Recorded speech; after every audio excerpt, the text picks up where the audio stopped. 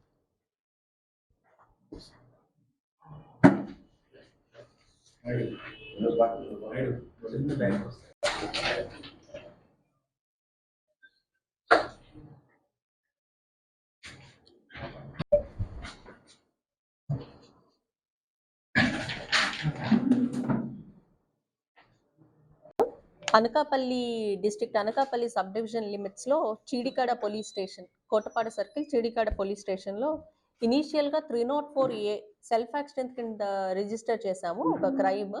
కానీ subsequent SI గారు crime సీన్కి వెళ్ళి on identifying the dead body ఆయనకి సస్పీషియస్గా అనిపించి పిఎంఈ రిపోర్ట్ ద్వారా మేము ఈ కేసుని మర్డర్కి ఆల్టర్ చేయడం జరిగింది. దీంట్లో తెలిసింది ఏంటి అంటే, going in to the facts, ఎవరైతే డిసీజ్డ్ ఉన్నాడో డిసీజ్డ్ వైఫ్ ఎవరైతే ఉందో A1 కొండమ్మ, ఆమె అండ్ ఆమె ఈ తెనాలికి ఈ కూలి పనులకు వెళ్ళినప్పుడు A2 ఎవరైతే ఉన్నాడో అతనితో పరిచయం ఏర్పడింది. ఆ పరిచయం ఒక ఇల్లిసిట్ రిలేషన్ కింద కన్వర్ట్ అయ్యి సబ్సిక్వెంట్గా వీళ్ళిద్దరూ ప్లాన్ చేసి ఈ హస్బెండ్ని చంపటానికనేసి అనుకున్నారు.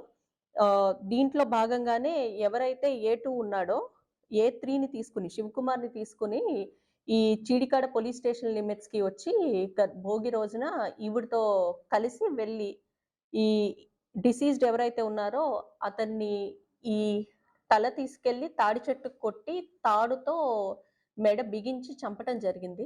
తద్వారా అతను చనిపోయాడు. సబ్సిక్వెంట్గా వీళ్ళిద్దరూ తెనాలి వెళ్ళిపోయారు. ఈ లేడీ ఇంటికి వచ్చేసి ఈ హస్బెండ్ కనిపించట్లేదు అని చెప్పి మనకి చెప్పడం జరిగింది. తద్వారా విలేజ్ ఎల్డర్స్ వీళ్ళంతా వెళ్ళి సెర్చ్ చేస్తే ఈయన బై యాక్సిడెంట్ చనిపోయినట్టు ప్రొజెక్ట్ చేసింది. కానీ based on investigation and investigative facts ఇది ప్యూర్లీ మర్డర్ కింద మేము సస్పెక్ట్ చేసి ఈ A1, A2, A3ని మేము పట్టుకోవటం జరిగింది.